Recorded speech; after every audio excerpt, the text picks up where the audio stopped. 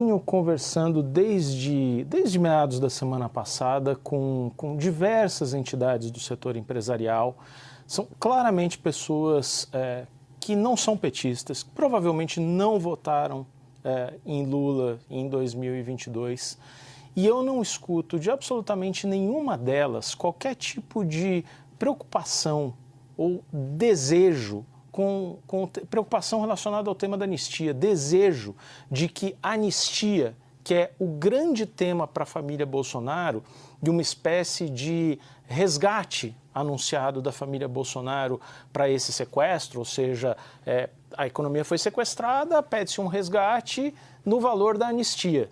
Eu não vejo esse tema mobilizar minimamente o setor empresarial. Um setor empresarial que não é apoiador da esquerda, que provavelmente não votou em Lula, mas que não está achando nenhuma graça nessa história de condicionar uma mobilização da família Bolsonaro à aprovação da anistia. E aí, o que se percebe, olha, hoje mesmo tinha um deputado do PL de Minas Gerais com quem eu conversava, que acabou de vir de um fim de semana nas suas bases no interior de Minas e dizia: o setor cafeeiro está apavorado. E quando você fala com esse eleitor, do ponto de vista de qualquer parlamentar, senador, deputado, não tem nada que resista à realidade que é o que as bases dele impõem. Não tá se falando de anistia. O que se pede ali é uma atuação no campo comercial diplomático. Portanto, além desse racha que a gente está vendo, vejo prejuízos à própria capacidade da família Bolsonaro de falar com o seu eleitorado clássico. Como é que está esse lado que a gente vê dos presidenciáveis, possíveis nomes de uma direita? Sabemos que Bolsonaro está fora da eleição, ele mantém essa quimera viva por razões políticas próprias, todos sabemos que ele não disputa a eleição, há outros nomes aí sendo citados. E aí, como é que ficou para eles? Como é que está para eles neste momento, Caio? Bom, nesse momento todos estão tentando readequar a rota que foi adotada nas primeiras horas seguintes ao anúncio do tarifaço. E o caso melhor disso é o Tarcísio de Freitas. Porque em um primeiro momento eles foram no impulso, uma atitude errada, uma avaliação, uma percepção péssima de risco e de onde estavam se metendo. E pensaram primeiramente numa adesão cega à tese bolsonarista, porque nenhum deles também vai adiante, muito à frente, em qualquer disputa nacional, sem o apoio do bolsonarismo, que vai dar para eles ali, sei lá, 20% dos votos, né? 25% dos votos. Então eles sentem, sem pensar muito, no afogadilho, de imediato em já apoiar a tese, e foi o que eles fizeram. Só que aí passadas 24 horas, 48 horas, chegou no final de semana, todos reavaliaram a rota.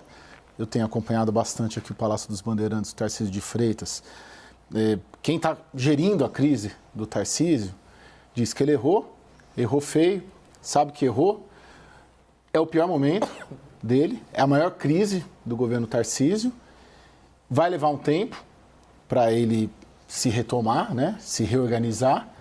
E que está fazendo o que está fazendo, uma reunião amanhã, justamente já dentro desse conceito de readequar a rota e mostrar uma preocupação menos com a anistia e com a tese e as demandas do bolsonarismo, principalmente do Eduardo Bolsonaro, e mais do setor privado do Estado que ele governa. Thaís, você tem bastante informação para nós sobre as negociações tomando o lado comercial em si. Eu vou jogar isso um pouquinho mais para frente nessa edição, para ver esse aspecto que tanto o Daniel quanto o Caio citaram, que é a ligação entre vastos setores políticos do centrão e da direita com grupos empresariais e segmentos econômicos. Que postura esses estão adotando? Eu estou falando da questão política, depois a gente vai pegar o lado comercial. Claro.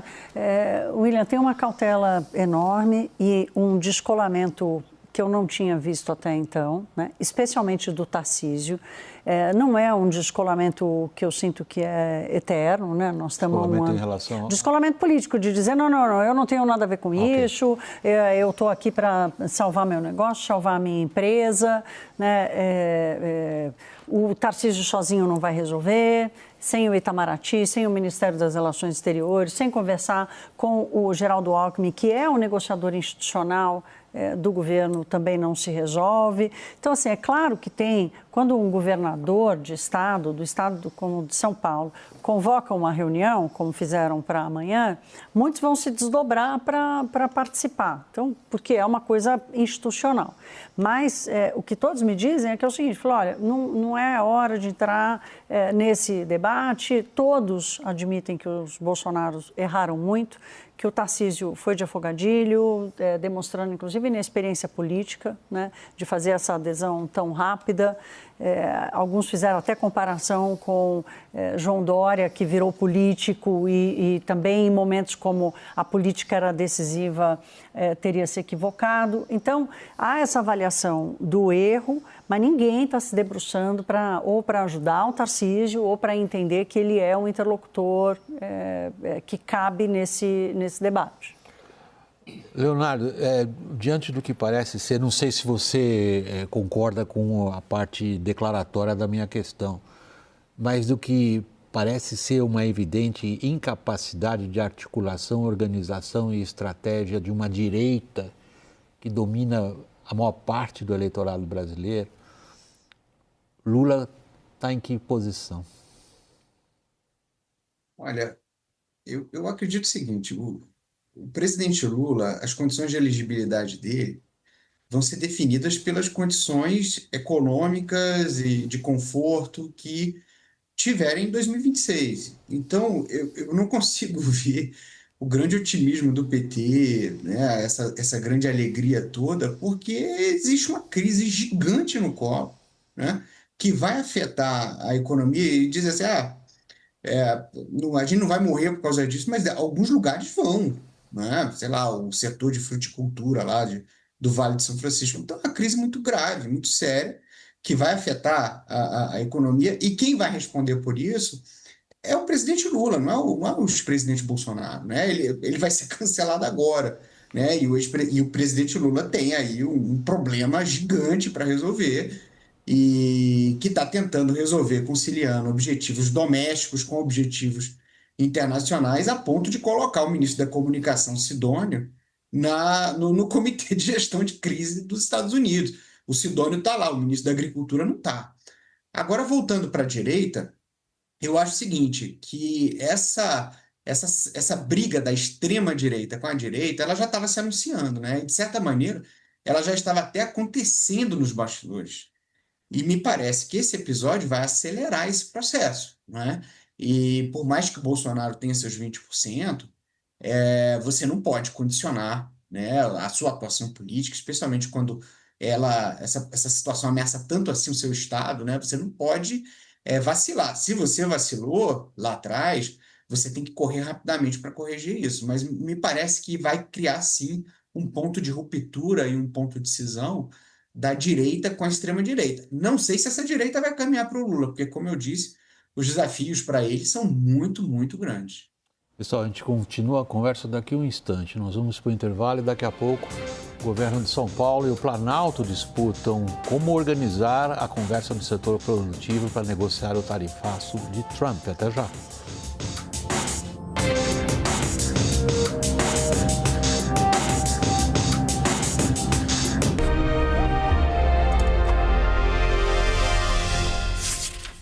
De volta do intervalo. A gente tratou alguns, é muito complexo esse âmbito todo do tarifaço, aspectos políticos relativos ao mesmo.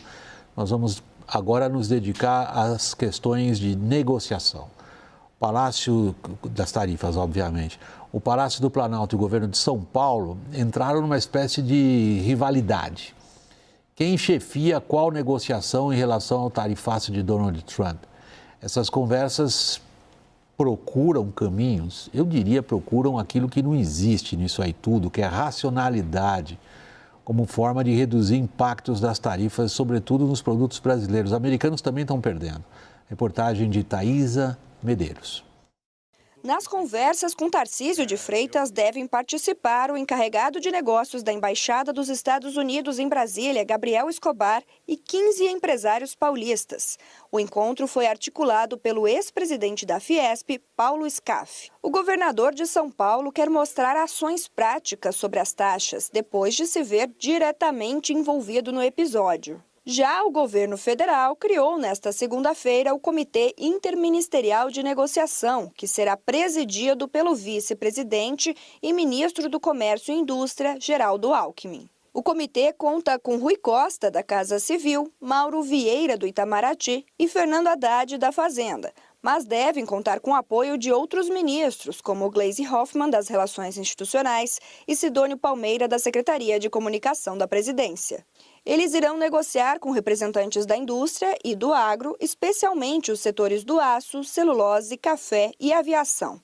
Os empresários participantes querem apresentar soluções para a negociação entre Brasil e o governo Trump e discutir a situação das empresas com o tarifaço. Segundo Lula, as reuniões devem continuar ao longo dessa semana para que seja traçada uma estratégia conjunta sobre o tema. Caso as tarifas entrem em vigor, o governo já prepara também uma estratégia de destinos alternativos aos produtos mais exportados do agronegócio brasileiro para os Estados Unidos. Envolvido diretamente nas negociações, o Ministério da Agricultura quer intensificar os trabalhos para buscar a abertura de novos mercados para os itens brasileiros. As mercadorias listadas são café, carne bovina, frutas,